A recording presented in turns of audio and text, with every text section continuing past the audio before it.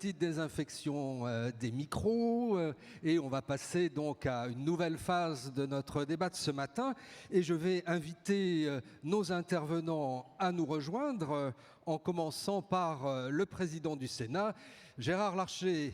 Et puis nous allons retrouver François Baroin, votre président, avec André Léniel, le premier vice-président délégué de l'AMF. L'AMF qui travaille, vous le savez, depuis plusieurs années dans une structure Territoires Unis avec les autres associations qui représentent les différents échelons de collectivités territoriales. Et pour les régions, eh bien, nous invitons à nous rejoindre Carole Delga, la présidente de Région de France, présidente de la région Occitanie, et Renaud Muselier, le président délégué de Région de France, président de Provence-Alpes-Côte d'Azur.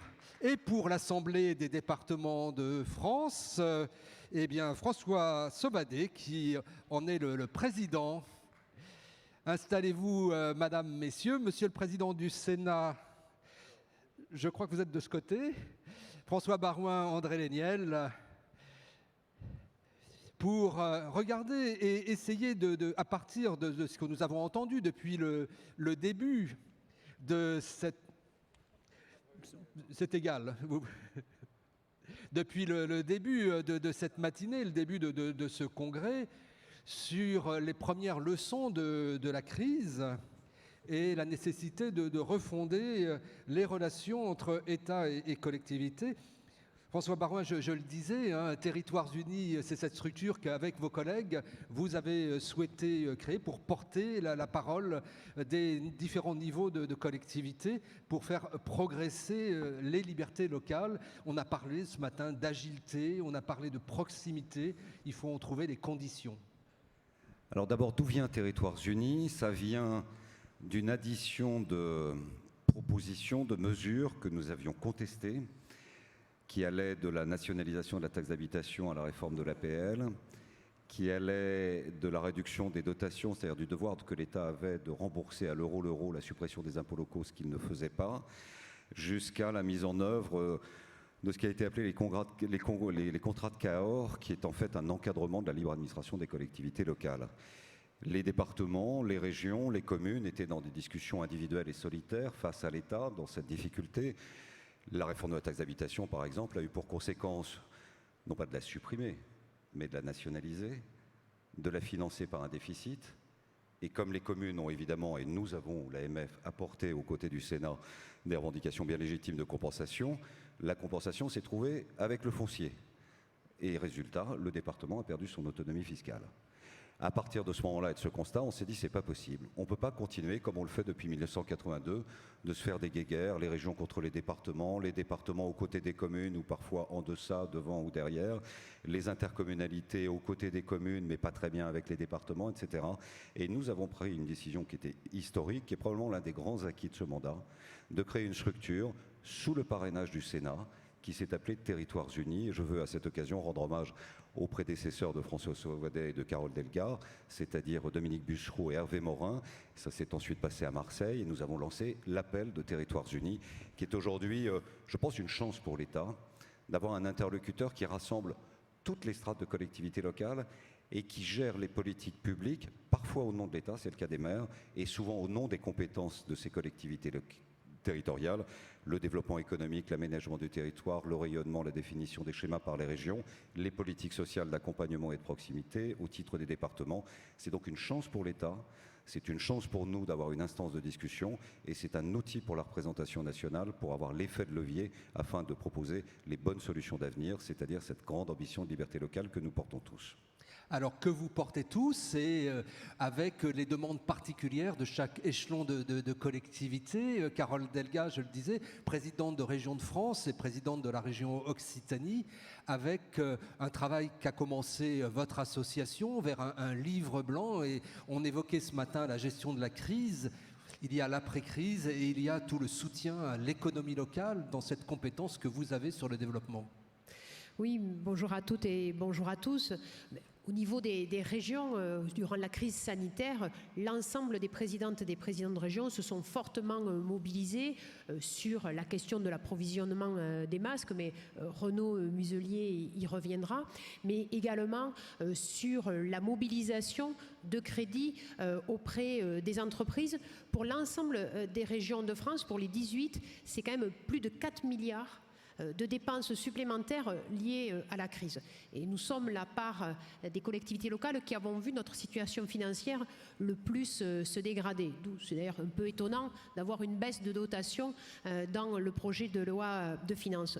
Mais ce que nous voulons à travers ce livre blanc, et puis ensuite nous aurons une audition commune entre Association des maires de France, Association des départements de France, nous avons déjà travaillé avec François Sauvadet, c'est d'avoir une audition commune de tous les candidats donc à la présidence de la République pour la question de donner plus de pouvoir localement, pour qu'il puisse y avoir des décisions plus rapides et des décisions adaptées en fonction des territoires.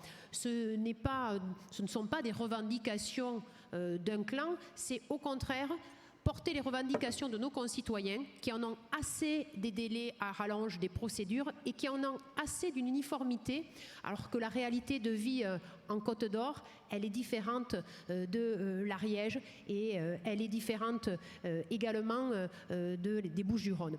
Donc dans ce livre blanc, c'est bien sûr être force de proposition, certainement pas en concurrence sur la question de la santé. Nous devons avoir un système de santé en France qui est beaucoup plus préventif.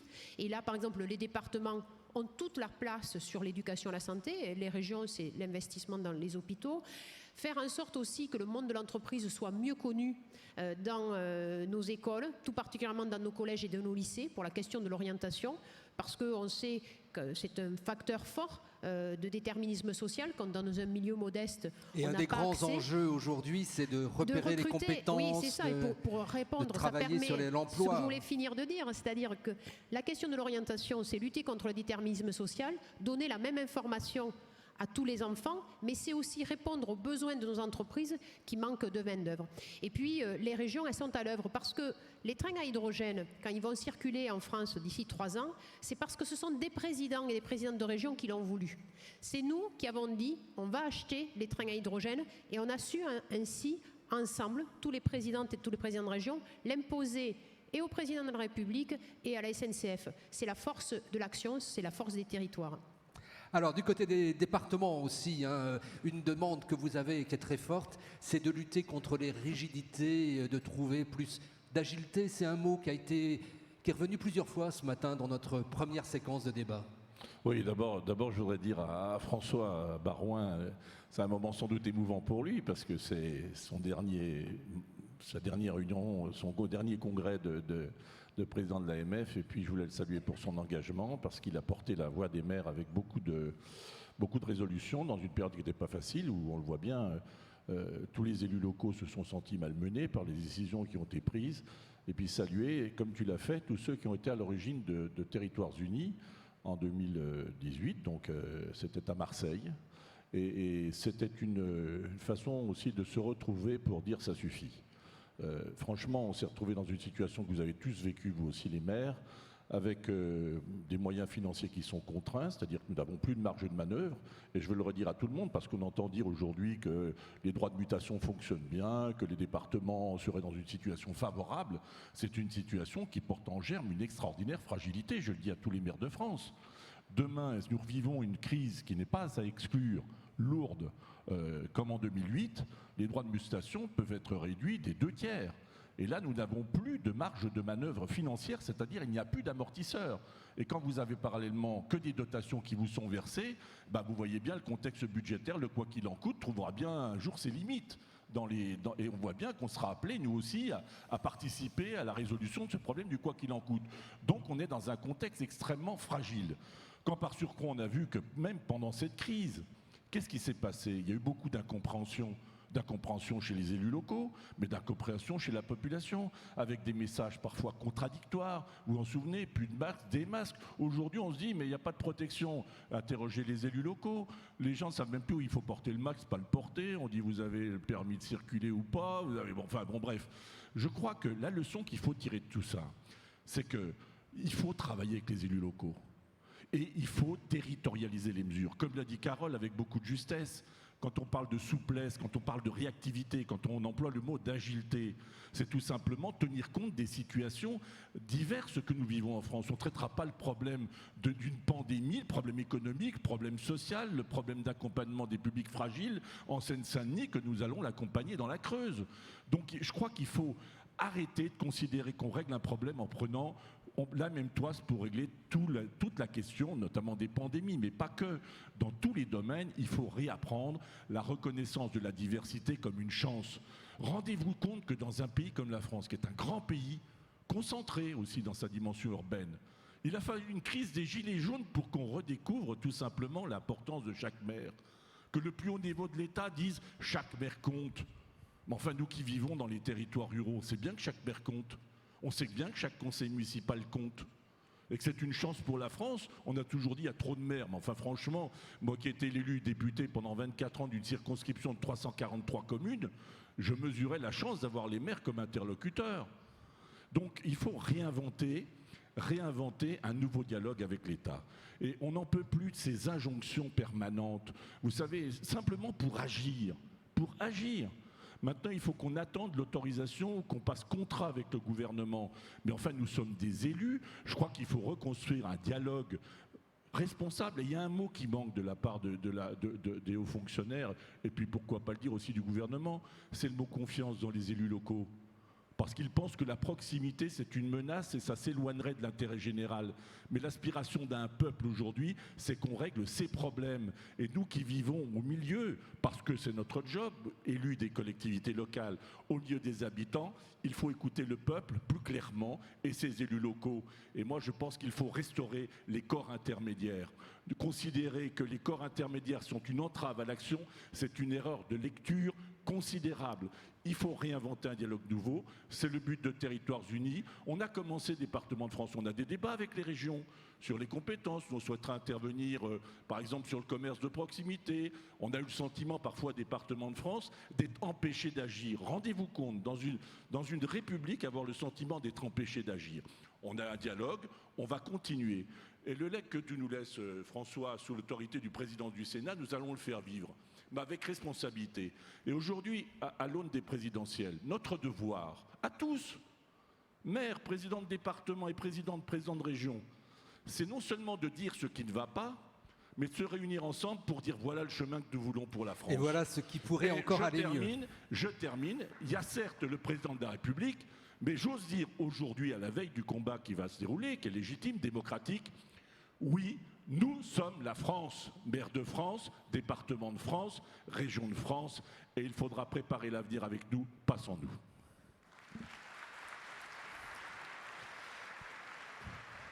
Gérard Larcher, on évoque la confiance, on a utilisé ce mot là aussi dans la première partie de la matinée. Pour vous, quelles sont les conditions de la confiance ? Les conditions de la confiance, elles commencent par le constat que nous avons fait à Marseille. Il faut plus de liberté locale pour reconstruire la confiance. Nous avons vécu, et ça n'a pas commencé au printemps 2017, une recentralisation extrêmement importante qui s'est appuyée, cette recentralisation, au fond, sur un certain nombre de leviers.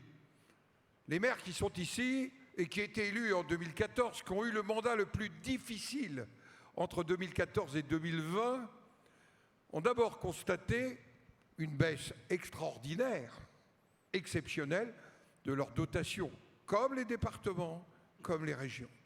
Plus de 10 milliards. Ils ont, à partir de 2017, eu la perspective qu'ils n'auraient plus le levier fiscal que représentait la taxe d'habitation, qui porte une conséquence extrêmement importante, sans doute encore plus importante que l'aspect financier, c'est la perte du lien citoyen, assemblée délibérante locale et services rendus. À un moment où nous observons tant de tensions, tant de fractures dans la société, où nous observons une crise de citoyenneté, quelque part, le rôle de la taxe n'est pas simplement d'apporter des moyens, elle est dans la déclaration de 1789 une manière de construire quelque chose de partagé. Et puis, ces maires, ces départements, ces régions, ils ont vu en quelque sorte une forme de défiance incarnée par le contrat de Cahors. Le contrat de Cahors, c'est le symbole de la défiance absolue. En fait, vous signez un pistolet sur la tempe et vous signez sans avoir aucune contrepartie. Et pardonnez-moi, la confiance, c'est je partage étymologiquement avec un certain nombre et c'est un lieu d'échange. Et nous sommes dans une situation strictement contraire. Et donc, les maires de 2014 à 2020, ils ont eu à connaître 2 grandes crises, puisque c'est le thème du congrès. Une crise sociétale, la crise des Gilets jaunes, et une crise sanitaire. Et à chaque fois, avec les départements, avec les régions, les maires, ils ont fait face. Ils ont fait face dans une citoyenneté engagée. Qu'aurait été le grand débat, qui a été un exercice réussi, sans les maires, sans leur participation, sans leur rôle apaisant. J'ai un souvenir très précis d'endroits où je me suis retrouvé avec des maires dans un dialogue avec ceux qui tenaient les ronds-points.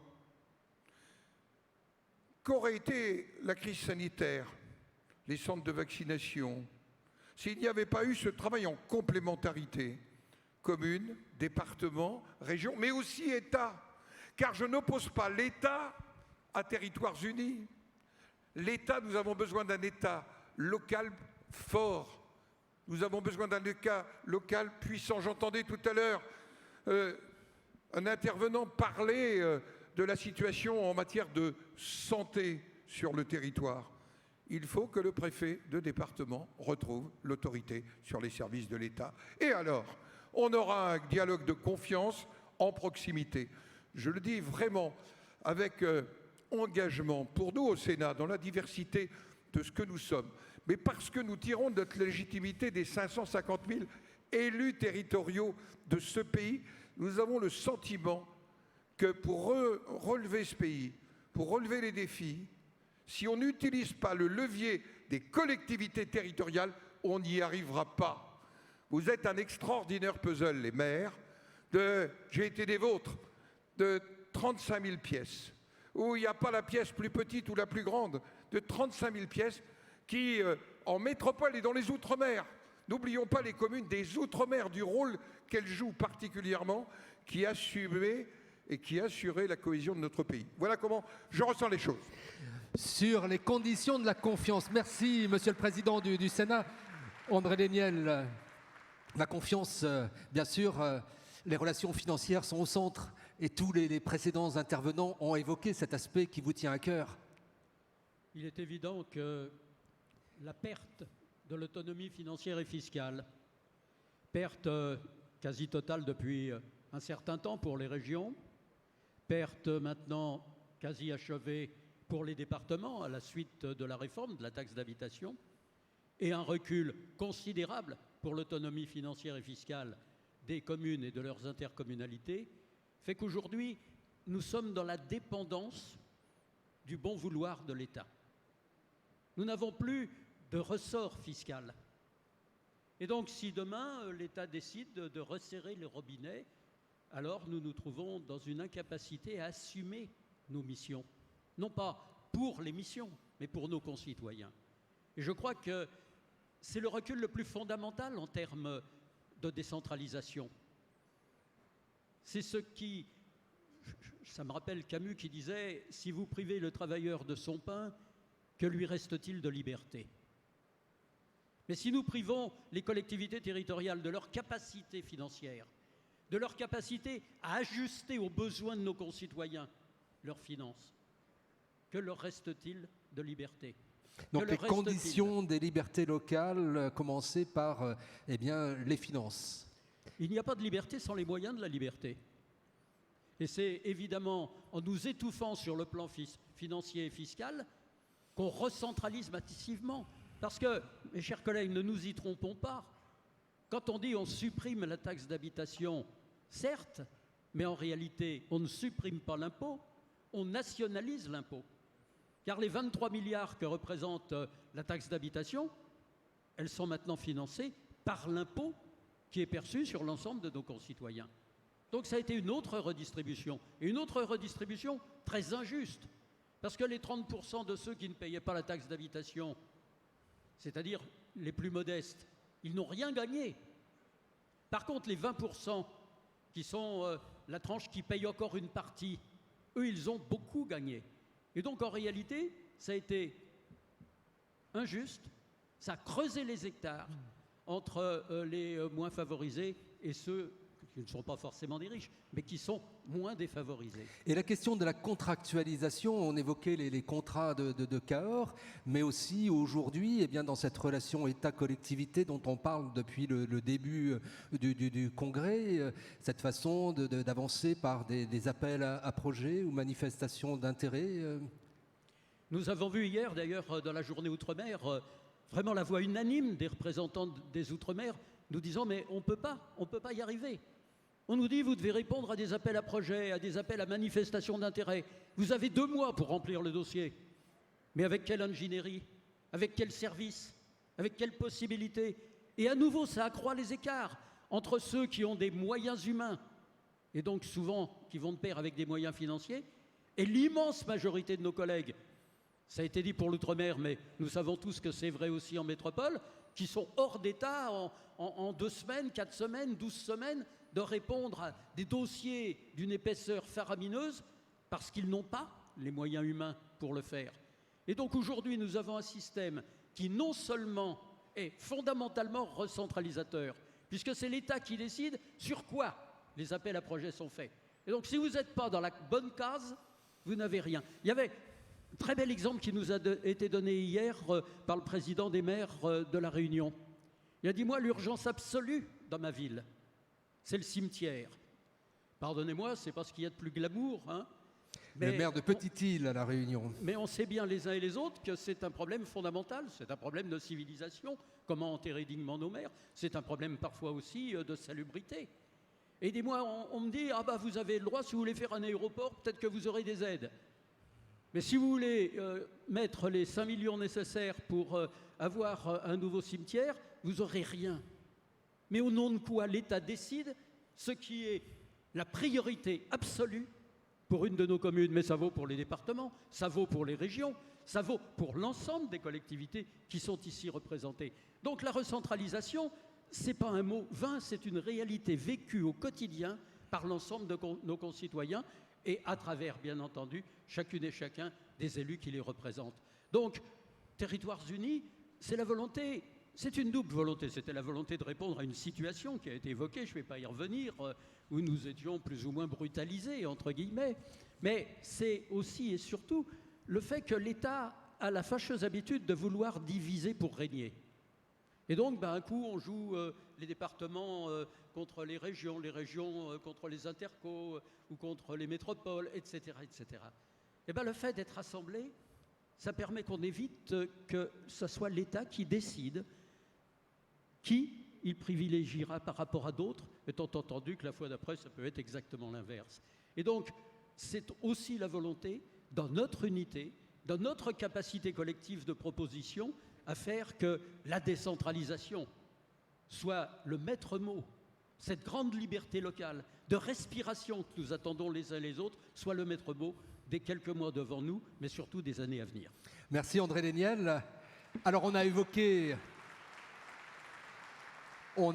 l'appel de Marseille, Renaud Muselier, mais depuis l'appel de Marseille, il y a eu la gestion de la crise. Et là, on dit les maires en première ligne, mais les régions aussi ont été en première ligne. Vous avez été à l'initiative. Comment on peut progresser aussi dans la méthode, dans l'agilité nécessaire et dans les libertés locales? Je pense que, d'abord, Marseille est à l'honneur, ça change un peu. Parce que le pacte de Marseille a créé Territoires Unis et fait en sorte que les maires, avec toi François, avec ton prédécesseur, notre ami Bussereau et mon ami Hervé Morin, sous l'autorité de Gérard Larcher, on a eu cette idée, et chacun, vous l'avez tous exprimé, d'être unis dans nos propres territoires, dans nos propres compétences, pour être le plus efficace. Ce qui est remarquable dans Territoires Unis, c'est que ça a perduré pendant cette crise. C'est-à-dire que sur l'ensemble des sujets où nous avons été confrontés en permanence à cette crise, notamment sanitaire, pour revenir que sur celle-là, où nous avons en permanence eu une seule voix, ensemble, dans toutes les réunions ministérielles, interministérielles, les travaux que nous avons faits avec le président Larcher pour préparer un acte de décentralisation qui est aujourd'hui pas du tout abouti tel que nous le souhaitions. Pourquoi c'est important? Parce qu'il y a une compétition naturelle, chacun veut prendre un peu une part de marché du voisin. La réalité, c'est que l'État veut prendre les parts de marché de tout le monde. Bon. À partir de là, nous avons réussi à nous entendre. Et quand on a vu la crise sanitaire, qu'est-ce qu'on a eu? Un État vertical qui a fait d'énormes erreurs dans la stratégie générale, mais je n'y reviendrai pas sur la première, sur la deuxième ou sur la troisième vague. Et nous avons eu une agilité immédiate, tous ensemble, pour apporter des masques, des gels, une assistance, de l'aide, après les vaccinobus, les vaccinodromes, en permanence, en réactivité, avant l'État tout le temps. Tout le temps avant l'État. Où nous avons pris des risques personnels pour aller commander des masques en Chine, pour arriver à les livrer à nos maires dans nos petites communes qui ne pouvaient pas se les payer. C'est ça ce qu'on a fait. Et qu'est-ce qu'on a réalisé là, une nouvelle fois? Que finalement, il y a un État vertical, centralisateur, qui veut décider de tout pour tout le monde, tout le temps. Et nous avons réussi à prouver pendant cette crise que nous avions cette capacité d'action, cette énergie, cette volonté, ce savoir-faire qui nous a donné cette respiration. Donc maintenant, quel est l'avenir? L'avenir, c'est que ces territoires unis doivent perdurer. Que les trois présidents qui président ces associations s'entendent. Qu'avec le président Larcher, on puisse avoir cet acte de décentralisation fort et que dans le cadre de la présidentielle qui va arriver, on ait cette capacité de se faire entendre par les candidats au présidentiel pour nous donner les capacités d'action. Je reprends ce que disait M. Léniel, ce qu'avait dit M. Baron en son temps, qui paye décide. Mais l'État ne peut pas tout payer, ils n'en ont plus les moyens, et donc ne peut pas tout décider. Et donc tout ce qui représente une peau de chagrin, qui n'est pas capable de s'ouvrir et qui veut nous donner une forme d'autorité morale impératrice dans le cadre d'une administration centralisatrice, eh bien nous devons arriver à faire en sorte que nous puissions nous faire écouter. Dernier mot pour finir, je suis très heureux d'être là, vous voulez que je vous dise? Parce que l'année dernière, on n'était pas là, on n'a pas pu se voir. Aujourd'hui, on reprend une vie politique, on reprend une forme de respiration. Il faut faire attention à la suite parce qu'il faut se faire vacciner. Moi, je suis pour la vaccination à tout prix pour pouvoir aborder notre saison d'hiver avec nos bars, nos restaurants, nos stations de ski pour vivre. Et ça, on a la capacité d'agir et de le faire. Donc, merci à AMF pour ça. Voilà, le conseil du docteur Muselier et en plus un fidèle du Congrès des maires. Alors du côté des départements, et je sais que vous en aviez parlé avec votre secrétaire général Jean-Luc Glaise, le président du Conseil général de Gironde, on a vu dans la crise l'importance de la compétence médico-sociale qui est la vôtre. Et depuis le Congrès, on parle beaucoup de santé. Là aussi, on peut progresser dans cette gouvernance des politiques médico-sociales. Oui, ça n'a d'ailleurs pas été, je crois, suffisamment relevé, mais pendant toute cette période de confinement, certains des maires l'ont rappelé dans l'exercice de leurs fonctions, mais ça vaut pour les départements. Nous avons continué de protéger nos enfants et de prendre des mesures spécifiques sur la protection de l'enfance, parce qu'imaginez protéger les enfants dans une période de confinement, avec l'accélération des phénomènes de violence qu'on a pu enregistrer, violence dans la rue évidemment pour ceux qui sortaient, mais violence aussi infrafamiliale, donc ça a été extraordinairement compliqué. Nous avons continué de protéger les personnes âgées, avec des dysfonctionnements là aussi lourds. Songez qu'un président de département que je suis n'avait pas accès à l'information du nombre de décès dans les EHPAD et combien étaient touchés, alors que nous sommes en co-tutelle. Vous voyez les dysfonctionnements qui ont pu avoir lieu. Donc il faut tirer les leçons de tout ça.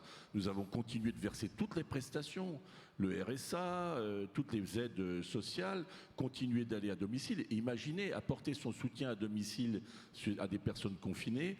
Moi, comme vous l'avez fait les uns ou les autres, je veux rendre vraiment hommage à nos agents. Le service public départemental, comme régional d'ailleurs, mais je ne vais pas parler au nom des régions, Carole le fait très bien, mais le service public départemental a parfaitement fonctionné. Maintenant, il faut effectivement, comme tu l'as dit, il faut qu'on ait des chefs de fila et de vraies compétences assumées. L'État peut contrôler, c'est aussi son rôle, mais il doit laisser respirer aussi les situations territoriales. Je le dis très simplement, même sur les implantations d'EHPAD, etc., le maintien d'EHPAD qui structure l'offre de services dans leur environnement. Songez qu'il n'y a pas longtemps, l'ARS est venue me demander, comme président de département, de fermer un EHPAD alors que je veux son maintien et je le maintiendrai. Donc on est dans une forme parfois de bras de fer et qui entrave la capacité d'agir. Moi, je pense que l'État doit revenir à ses missions premières, c'est-à-dire effectivement s'assurer que le service à la population est bien rendu, mais il ne sera bien rendu que si on redonne de la respiration. Donc sur le bloc médico-social, il faut effectivement que nous ayons la main sur ce bloc-là, sur le soutien aux personnes en situation d'insertion, qu'on travaille aussi en lien étroit avec la formation, l'apprentissage pour territorialiser les réponses. Et moi, vous savez, je pense que l'une des plus grandes difficultés et des incompréhensions qu'on a ressenties, que le peuple a ressenties pendant toute cette période, c'est l'absence de volonté de territorialiser la réponse et de l'adapter à la réalité territoriale. Et on continue sur les mêmes lancées. Regardez, on nous a imposé récemment au département de France un prix plancher pour l'aide à domicile. Mais songez que l'aide à domicile, quand on l'exerce dans des zones de montagne, en secteur diffus, ou dans le secteur rural, en secteur diffus, c'est pas le même pouls pour les structures. Moi, je suis un fervent partisan de la différenciation. Et c'est pour ça que le mot liberté, il faut que le gouvernement et les pouvoirs publics le fassent sien, le fassent leur, ce mot-là, c'est liberté auquel nous aspirons. Parce que ce sera une capacité à agir. Moi, vous savez, j'ai une lecture. Je pense qu'aujourd'hui, le désespoir des citoyens et parfois le refus d'aller voter, il est lié au sentiment diffus que quoi qu'ils votent, plus rien ne change, que finalement dans leur vie quotidienne. Eh bien, je crois que réinventer la proximité, c'est redonner une chance à la France de répondre à ces défis collectifs. Et c'est ça le grand hiatus que nous avons. Ceux qui pensent qu'ils ont le savoir et la science pour décider de ce qu'il faut faire sur les territoires, eh bien, je pense qu'ils devraient réinventer un nouveau système. Et tout nous y invite à redéfinir la proximité. Et le travail qu'on a à faire, je reviens, y compris sur le médico-social et le médical, il faut vraiment là aussi qu'on arrête cette arrogance sanitaire à laquelle on a assisté. D'ailleurs, on a bien vu que quand les préfets ont été remis dans la boucle, eux qui ont l'habitude d'un dialogue avec les élus locaux, plus ou moins construit, mais enfin qui ont l'habitude du dialogue, ça s'est un peu mieux passé que des ARS qui avaient une vision complètement technocratique et qui estimaient que même pour avoir accès à l'information, il fallait d'abord passer par le niveau national, d'information locale. Donc je pense qu'il faut redonner des chefs de fila clairs et redonner du pouvoir et des libertés aux élus locaux. Dernière chose sur les appels à projets. Ce que disait notre ami Léniel a parfaitement raison. Les appels à projets auxquels on assiste aujourd'hui, outre que cela encore, ça vise à nous remettre dans des cases dans lesquelles on ne peut pas sortir pour avoir les financements, mais c'est une bombe à retardement. Parce que regardez, tous les appels à projets sont des mécaniques lourdes que nous lançons, notamment dans le domaine de l'insertion, dans le domaine de l'accompagnement, de la lutte contre la précarité, de l'accompagnement des jeunes qui sont en situation difficile et qui sont hors les murs et qu'il faut remettre en circulation. Ce sont des systèmes lourds qu'on met en place, y compris dans la protection de l'enfance. Et dans le même temps, eh bien, ce sont des contrats pour 2-3 ans. Qu'est-ce qui va se passer? Ce sont des bombes à retardement financières dans lesquelles on s'engage. Donc je crois qu'il faut redéfinir tout simplement le bon échelon pour agir. Et ça, on doit le faire avec l'État, puis on doit le faire entre nous. C'est le travail que nous faisons. On attend l'État et la présidentielle sera l'occasion de redéfinir le rôle de chacun. Il ne faut pas que l'État veuille se mêler de tout, il le fera plus mal. Et quand je vois, pour terminer, des émissions comme j'ai vu encore hier soir sur la protection de l'enfance, mettant en cause directement les départements et la conception et la façon dont ils le font, je suis scandalisé. Vous savez, je demande à l'État, par exemple, une chose simple, c'est qu'il s'occupe des problèmes de psychiatrie auxquels les jeunes sont confrontés. Des jeunes qui sont des bombes humaines lâchées et que les maires connaissent aussi dans leur secteur et pour lesquels il n'y a pas de réponse pédopsychiatrique suffisante. Songez que dans un CHU comme à Dijon, ceux qui sont en charge du soin de la santé pédopsychiatrique de jeunes se sont mis en déport face aux violences de jeunes pour lesquelles nous n'avons pas de réponse sanitaire. Alors que l'État commence par s'occuper de ses responsabilités et qu'il nous laisse assumer les miennes, voilà notamment dans ce domaine de la protection de l'enfance que j'avais envie de vous dire. Alors, des compétences nouvelles, des façons de les exercer différemment. La gouvernance de la santé, on en a beaucoup parlé aussi ce matin. Les régions ont aussi une responsabilité. Comment progresser, comment avancer aussi dans la relation entre les régions et les autres niveaux de collectivité de leur territoire, Carole Delga? Oui, sur la question de la santé, il faut qu'en effet les collectivités locales aient plus de moyens parce que on a bien vu, François Sauveté l'a rappelé, il a fallu l'intervention des préfets pour ramener une connexion à la réalité du terrain. Sur la question de la gouvernance, ce que nous demandons, c'est qu'en particulier sur les agences régionales de santé, les élus locaux soient mieux associés. Bien sûr, les présidentes et les présidents de région, puisqu'on est sur un territoire régional, mais qu'il puisse y avoir également une meilleure association du niveau local, puisque, je le rappelle, les maires sont présidents conseil de surveillance, conseil d'administration, ce serait quand même intéressant pour la question des hôpitaux. Je l'ai indiqué pour les départements, tout le travail qui est quand même mené sur l'aide sociale à l'enfance, sur le grand âge, sur la question des politiques de prévention. Nous voyons bien qu'aujourd'hui, en fonction du milieu social, le niveau de santé se dégrade de façon beaucoup plus forte. Et là, le travail qui est mené par l'ensemble des agents des départements est fondamental, parce que c'est à travers le dialogue de proximité que savent faire les agents départementaux qu'il peut y avoir une éducation à la santé, alimentation et santé, sport et santé, enfin je pourrais le développer. Et puis ce qui concerne bien sûr les régions, c'est de pouvoir agir sur la question des hôpitaux. Quand on voit les délais pour la réalisation de travaux dans des hôpitaux, c'est incroyable. C'est incroyable. Il y a une centralisation au niveau du ministère de la Santé qui est vraiment du jamais vu. Il y a, entre le moment où il y a la proposition d'un directeur d'hôpital de travaux et la décision, il y a minimum 3 ans. Et ensuite, derrière, il y a les marchés publics. Il faut qu'il y ait beaucoup plus d'agilité. Parce que dans l'angoisse de nos concitoyens, aujourd'hui, il faut être très clair, moi quand je suis sur le terrain, il n'y a personne qui me parle de la présidentielle. En revanche, ce dont me parlent les Françaises et les Français, c'est le rendez-vous chez le médecin ou la difficulté de pouvoir avoir un hôpital local où il y a la confiance, c'est-à-dire où il y a des équipements. Et c'est pourquoi nous devons, nous, les régions, pouvoir aussi intervenir sur la question hospitalière, parce que c'est une question de rassurer nos populations, c'est une question aussi de dignité.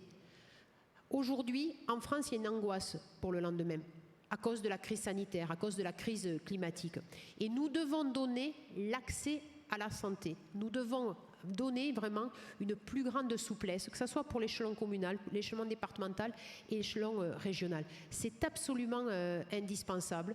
Et nous devons également avoir une adaptation sur les formations sanitaires et sociales. Quand on voit que nous, présidentes et présidents de région, nous demandons des augmentations de places pour pouvoir soigner les gens et que cela nous est refusé alors que c'est nous qui allons les financer, c'est un refus administratif. On prend sur des crédits régions et on a en plus nos dotations qui baissent. Parce que sur l'ensemble du quinquennat, c'est quand même quasiment 1 milliard d'euros de baisse de dotation pour les régions.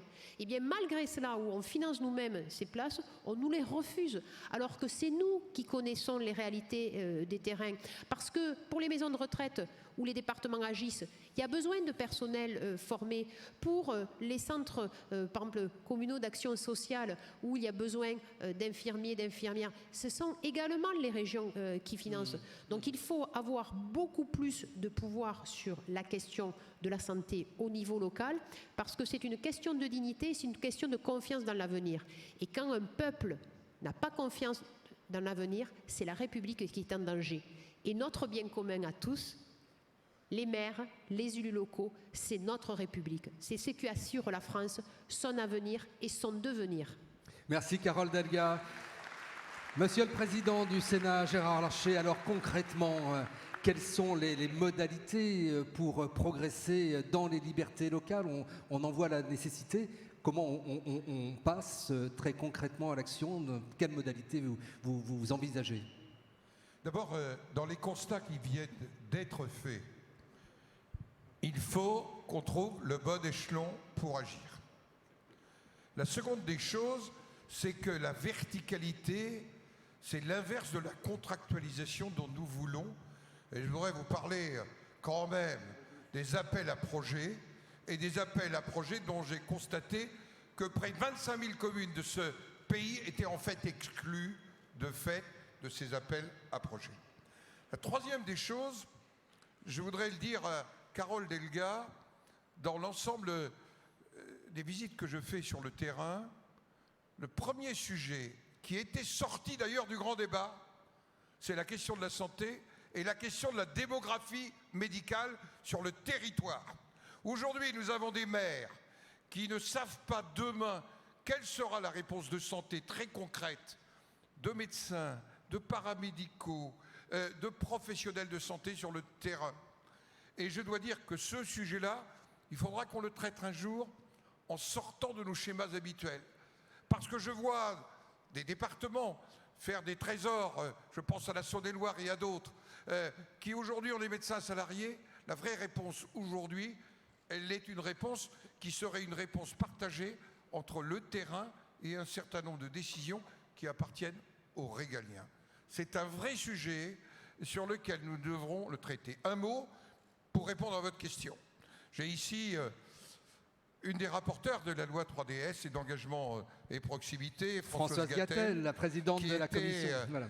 Avec Mathieu Darnaud aux côtés de l'ensemble du texte. Et je dois dire que aujourd'hui, au Sénat, il faut que nous traduisions ce qui a été construit par Territoires Unis, ce qui a été construit par l'ensemble de nos groupes politiques, au travers des 50 propositions pour les libertés locales, pour que nous les mettions en œuvre. Il y a eu un tout petit premier pas qui s'appelait engagement et proximité, qui a reconnu la place et le rôle des maires, notamment dans l'intercommunalité. Nous avons fait, pas que des propositions, nous avons voté le 21 juillet un texte qui nous fait avancer, notamment en matière de souplesse dans la gestion des intercommunalités, qui nous fait avancer dans une vraie réflexion de contrat en matière de logement, parce que un des échecs des 5 années quand même, c'est la situation du logement, qui est un échec absolu dans le cadre de SRU. Nous avançons aussi pour se dire que le débat éternel qu'on a sur l'eau et l'assainissement ne peut pas être un débat idéologique, que la France elle est diverse et que les réponses, je l'ai vu dans le Doubs, 2 présidents d'ADERCO la semaine dernière, un qui souhaitait complètement les intégrer et un autre qui me disait c'est pas possible. Pourquoi une réponse univoque?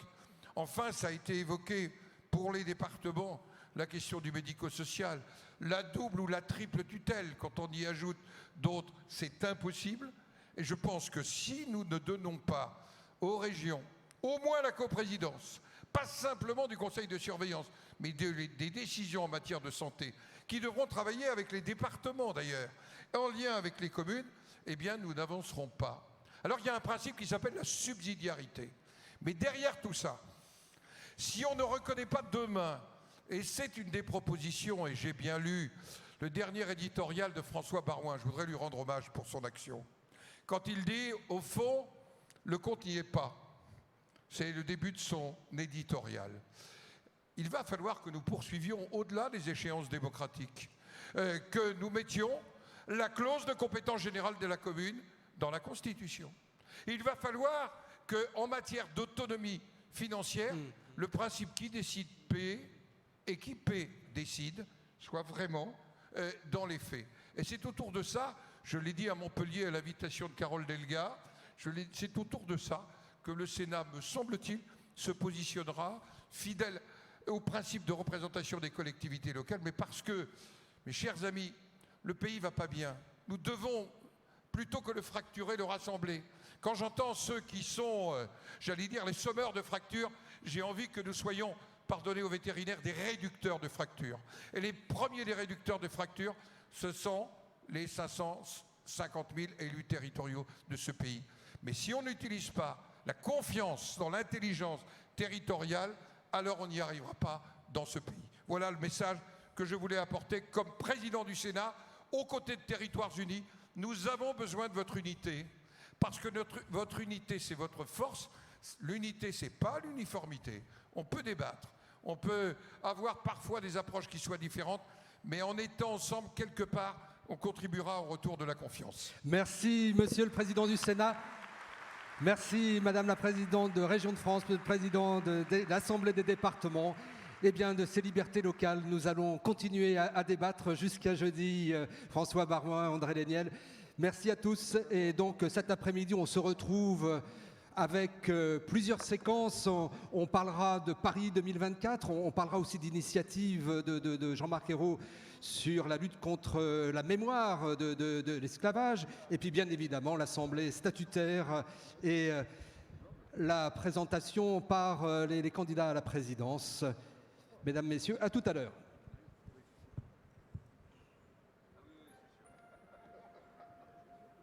When I'm alone in my room, sometimes I stare at the wall and